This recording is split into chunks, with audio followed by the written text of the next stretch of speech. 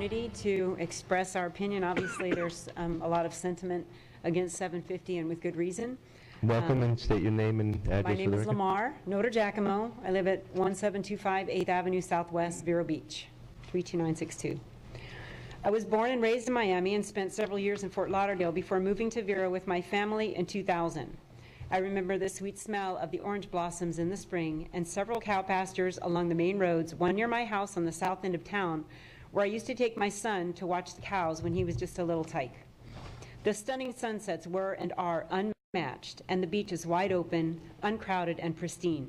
The small town feel was a welcome change from the busy freeways and congestion, as well as the high-rises on the beach that almost completely block the view of the water, except when driving over bridges. I don't miss the frequent helicopter and airplane noise or the near-nightly sirens that used to keep me awake at night. My children's complaints that there was, quote, nothing to do were short-lived, and we quickly settled into our various hobbies of horseback riding, tennis, soccer, baseball, fishing, boating, swimming, hunting, four-wheeling, and a host of other outdoor activities. We loved our new town and never looked back. Unfortunately, we're now at a crossroads in our county and faced with an encroaching federally funded agency called 750 and the Treasure Coast Regional Planning Council that threatens to undo everything that Indian River County planners have worked so hard to maintain. We are fortunate that each of our commissioners are approachable and responsive. However, most of them were unaware of the insidious nature of the 750 plan, in part because of the purposefully vague language used by the organization, and they voted in favor of participation in 750 during last year's session, with the exception of Bob Solari.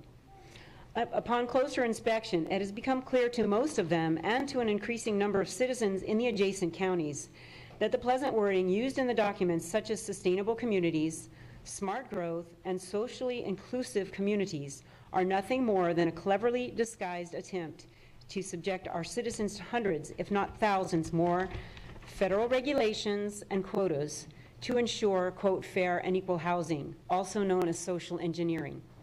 I'm very proud of our socially diverse community and reject the idea that we must be micromanaged to achieve certain quotas.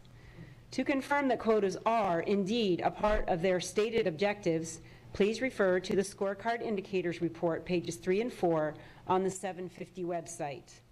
The involvement of the EPA, Department of Transportation, and HUD guarantees an exponential increase in outrageous regulations, often allowing the government to extort more money from citizens for failure to comply.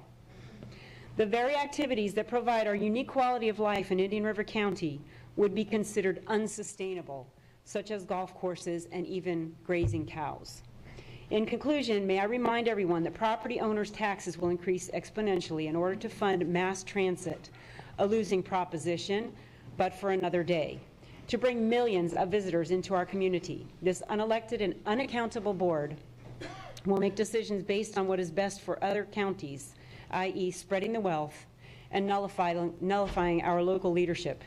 Increased taxes, decreased property value, decreased services, more congestion, more regulation, less accountability. Thanks, but no thanks. We, the citizens of Indian River County, want no part of 750.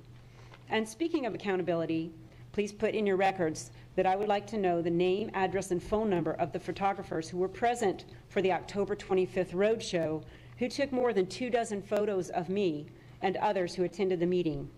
Many thanks to our commissioners for listening to us. We appreciate the time.